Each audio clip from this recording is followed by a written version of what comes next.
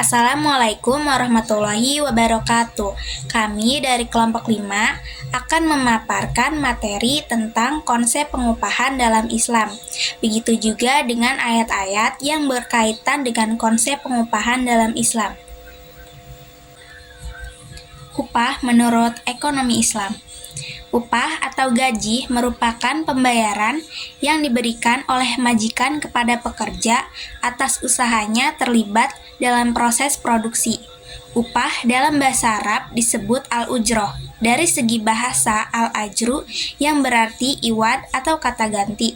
Oleh sebab itu, al-sawab atau pahala dinamai juga al-ajru atau al-ujroh atau upah, yang berarti pembalasan atas jasa yang diberikan sebagai imbalan atas manfaat suatu pekerjaan. Berkenaan dengan konsep ijaroh atas tenaga manusia, maka fikih mengatur dengan ujroh atau upah sebagai berikut. 1. Upah tersebut berupa harta yang diketahui dan upah tersebut harus dinyatakan secara jelas karena akan mengandung unsur jihalah atau ketidakjelasan. Hal itu sudah menjadi kesepakatan ulama, akan tetapi ulama Malikiyah menetapkan keabsahan ijaroh tersebut sepanjang ukuran upah yang dimaksudkan dapat diketahui berdasarkan adat kebiasaan. 2. Upah harus berbeda dengan jenis objeknya. Mengupah suatu pekerjaan yang serupa seperti menyewa tempat tinggal, pelayan dengan pelayanan, hal itu menurut Hanafi hukumnya tidak sah dan dapat mengantarkan pada praktek riba. Selanjutnya, ada prinsip pengupahan dalam Islam. Dalam perspektif Islam, prinsip pengupahan terbagi atas dua bagian, yakni adil dan layak. Upah yang adil harus diberikan secara jelas, transparan, dan proporsional. Layak bermakna bahwa upah yang diberikan harus mencukupi kebutuhan pangan, sandang, dan papan, serta tidak jauh berada di bawah pasaran.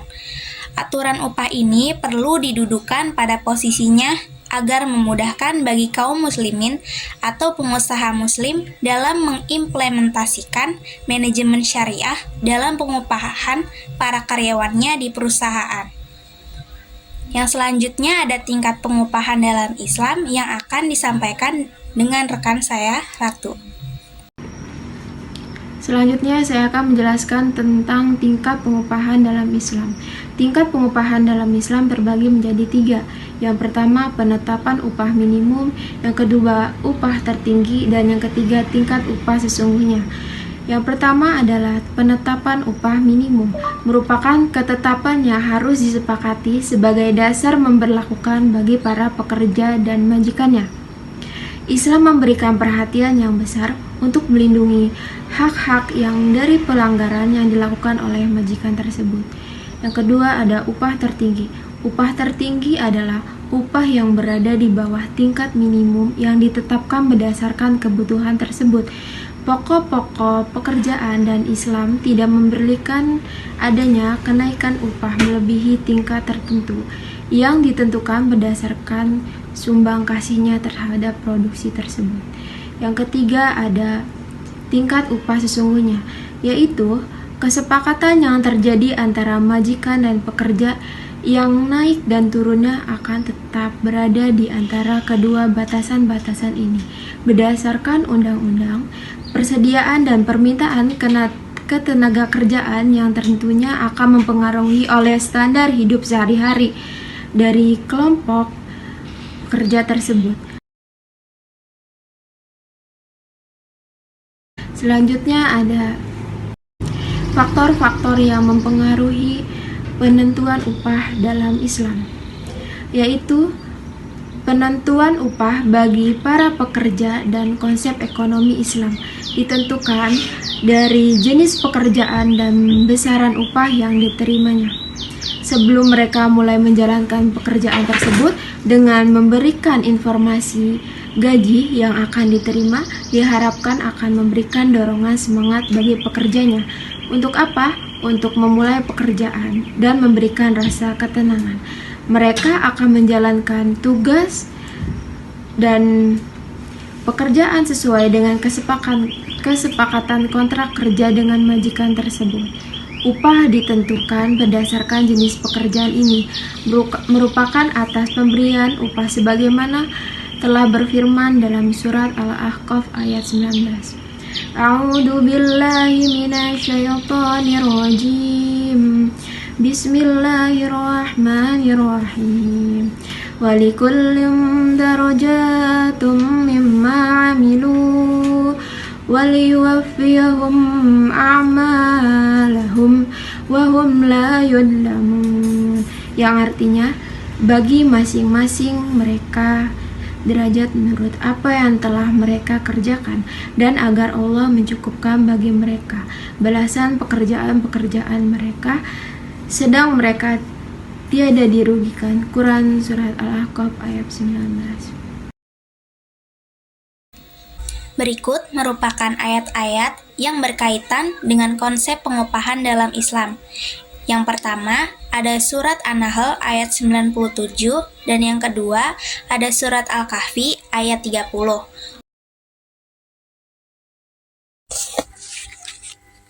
Quran Surat An-Nahl ayat 97 yang berbunyi, A'udzu billahi minasyaitonir rajim.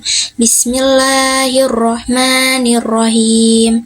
Man 'amila shalihan min dzakari aw untha wa huwa mu'minun falanuhyiyannahu hayatan thayyibah wa lanajziyannahum ajrahum bi ahsani ma kanu ya'malun.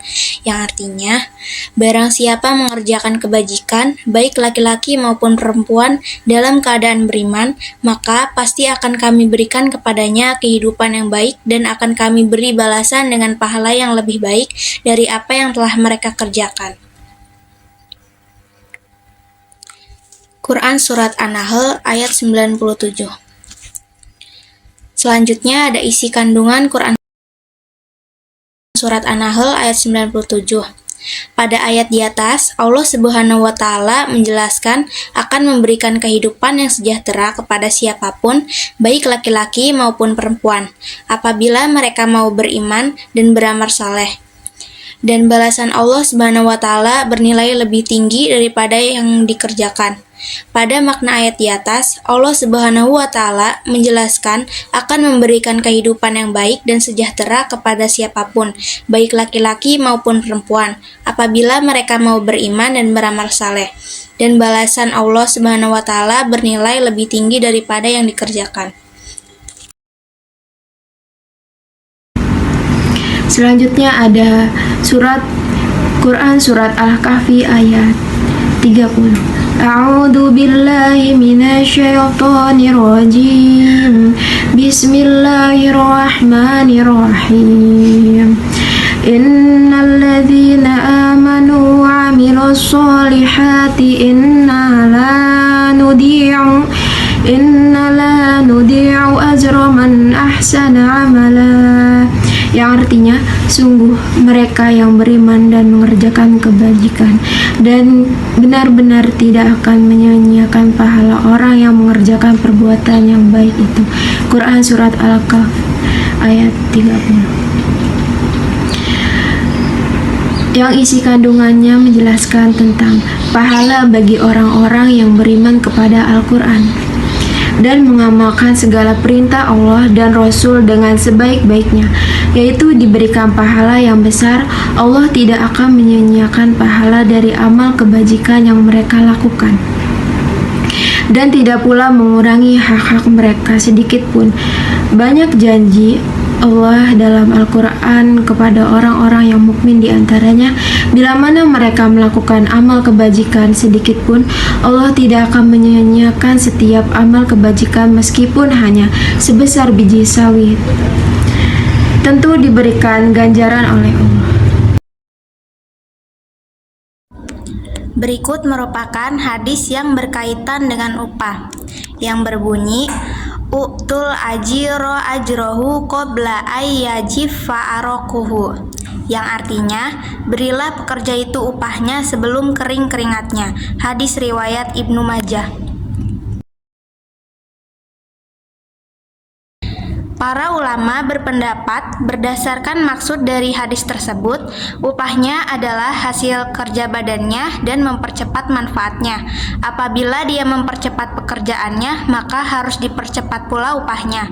Dalam istilah jual beli, jika barang sudah diserahkan, uang harus segera diberikan. Pekerja lebih berhak daripada pedagang karena bagi pekerja itu harga tenaganya, sedangkan bagi pedagang harga barangnya. Oleh karena itu, haram menunda pembayaran sedangkan majikan sanggup melunasinya pada saat itu.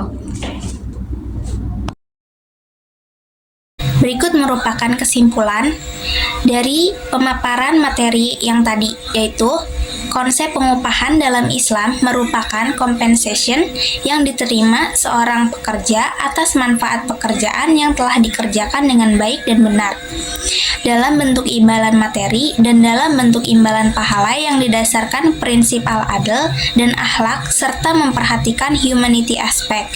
Penetapannya melalui mekanisme musyawarah, mekanisme pasar, dan ditentukan oleh negara, diberikan dalam bentuk sesuatu yang bernilai harga atau mal, baik berupa materi maupun jasa, bahkan dalam bentuk pakaian dan makanan selama berlaku berdasarkan kebiasaan masyarakat, serta harus dibayarkan sesegera mungkin dan tidak ditunda-tunda.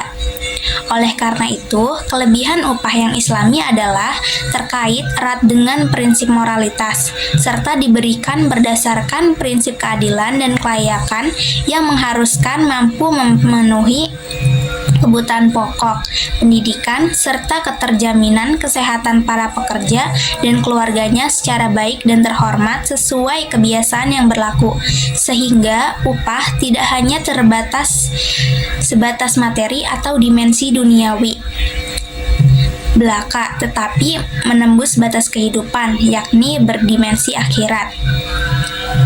Sekian pemaparan materi dari kami kelompok 5. Kurang lebihnya kami mohon maaf. Kami pamit undur diri. Sekian dari kami. Wassalamualaikum warahmatullahi wabarakatuh.